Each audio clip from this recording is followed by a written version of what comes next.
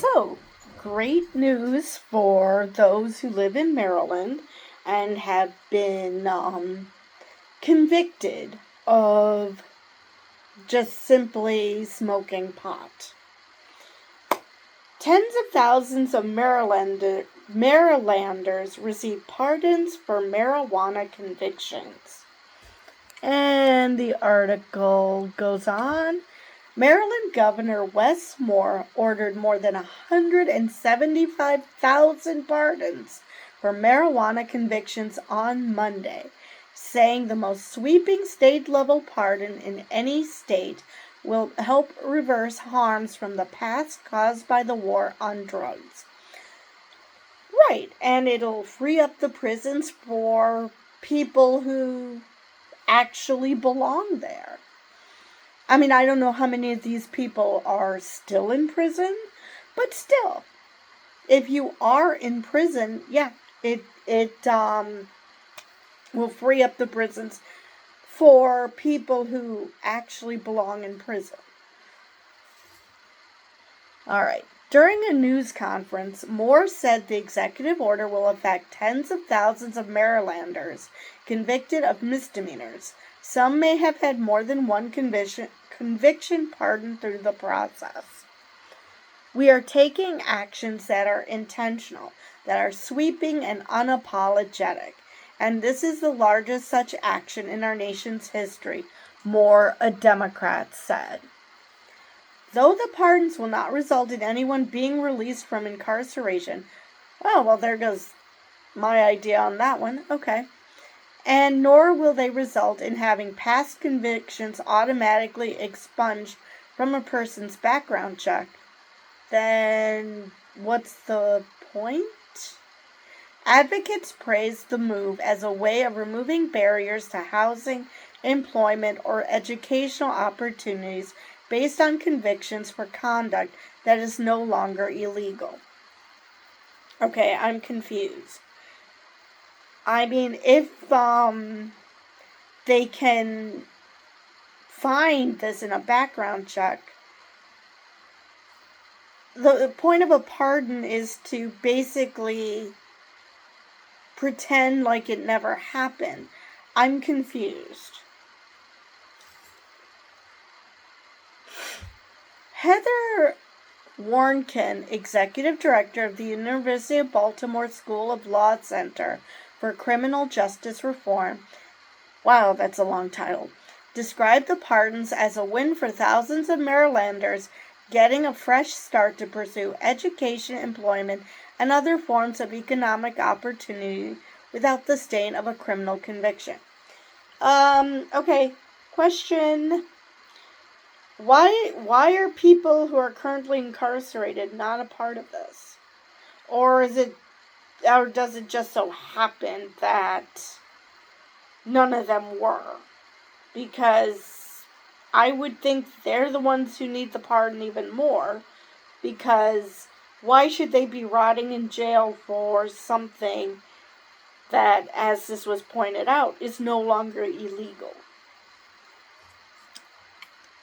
Anyway, recreational cannabis was legalized in Maryland in 2023 after voters approved a constitutional amendment in 2022 with 67% of the vote. Maryland decriminalized possession of personal use amounts of cannabis on January 1st, 2023. Now, 24 states and the District of Columbia have legalized recreational cannabis. I wish Wisconsin would. This is about changing how both government and society view those who have been walled off from opportunities because of broken and uneven policies, Moore said. Moore said legalization does not turn back the clock on decades of harm that was caused by this war on drugs. Right, because they were still incarcerated. He continued, it doesn't erase the fact that black Marylanders were 3 times more likely to be arrested for cannabis than white Marylanders before legalization. It doesn't erase the fact that having a conviction on your record means a harder time with everything from housing to employment to education. Shiloh Jordan, who lost his job on his second day at work after a minor cannabis conviction appeared in a background check by his employer, attended the news conference. Moore noted that even though Jordan went back to college and now works for the Center for Urban Families in Baltimore, he still had the cannabis conviction on his record. Well, today that ends, Moore said. Jordan said he was thankful that his experience could be used as a testimony and offer a lot of change for the people of Maryland. It means a lot because I know a lot of people that have been convicted for petty cannabis charges, and it really affected their whole way of life and their whole way of thinking, Jordan said. Right, because it's a vicious cycle. You feel something, you feel bad, you take drugs, which leads to a conviction, which makes your life even crappier.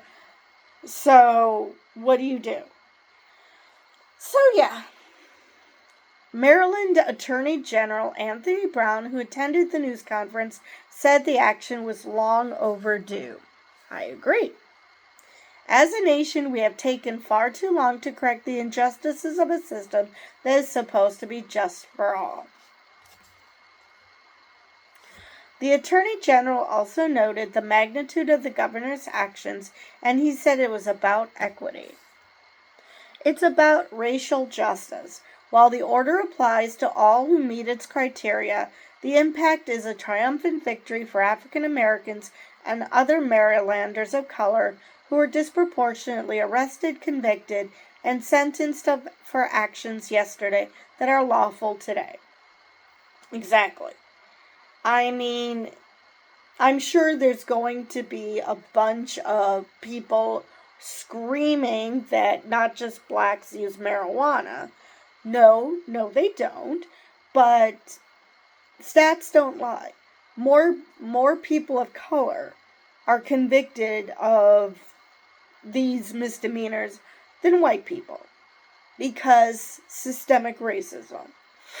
So get rid of the law that causes it, and obviously that doesn't erase racism, because I'm sure that cops can go back to, we're pulling you over because of a broken taillight, but it's something.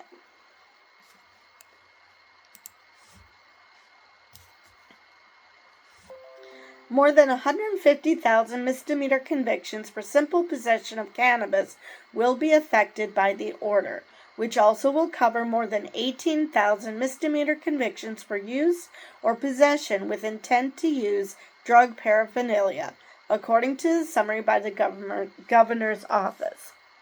So since this was passed last year, I'm assuming that's why it doesn't affect people incarcerated now, because there probably isn't anyone incarcerated anymore for these minor offenses. So that would make sense. Now that Moore has ordered the pardons, the Maryland judiciary will ensure each individual electronic docket is updated with an entry indicating the conviction has been pardoned by the governor, a process that should take about 2 weeks, the governor's office said. The governor's order also directs the state's corrections department to develop a process to indicate a pardon in an individual's criminal record, a process expected to take about 10 months to complete. Like I said, I'm surprised. I guess I figured that pardons just mean that it doesn't exist on your record, not, well, you were convicted of this, but then you were pardoned. Which to me kind of defeats the purpose of a pardon. But, like I said, maybe I don't understand the process at all. Anyway. The pardons absolve people from the guilt of a criminal offense, and individuals do not need to take any action to receive the pardon. A pardon is different from expungement. Now I'm getting my answer. Cool. Although the judiciary will make a note on the record that the offense has been pardoned, it will still show on the record. Expungement is a process that lets a person ask the court to remove certain kinds of court and police records from public view. So that is the end of that article. So still great news for residents of Maryland that the people who were convicted are basically being given the benefit of legalization. It's like, okay, it's legal now, so we're just going to backdate this. So people who were convicted of these offenses, it's basically you're being pardoned. It's still on your record, but at least people who are doing background checks will know that, oh yeah, you were convicted, but now you're good to go. You've been pardoned. You can treat them like they were never convicted of anything. And, I've always stated that it's one thing if you commit a crime while using drugs. That works even for alcohol, which is legal. But if you commit a crime with it, like you kill someone, it doesn't freaking matter that alcohol is legal. You still killed someone. So, but if you're just using marijuana and chilling out, okay, so why should you be put in a jail cell for that? That's stupid. So, it's great to see that so many people are going to be able to go on with their lives without having to mention that they're convicted felons and that, well, actually, if it's a misdemeanor, are you still considered a convicted felon? I don't know how that works. Anyway, like I said, it's great news for these 175,000 people that they'll be able to get on with their lives instead of having these convictions hanging over their head, because anybody who's dealt with this sort of thing knows that it is so hard to get anywhere. People are like, okay, you paid your debt to society, you could go out and, live your life. That's freaking hard because there is a stigma to you being convicted of a crime. No matter what the crime is. A lot of people don't differentiate you doing a capital crime from,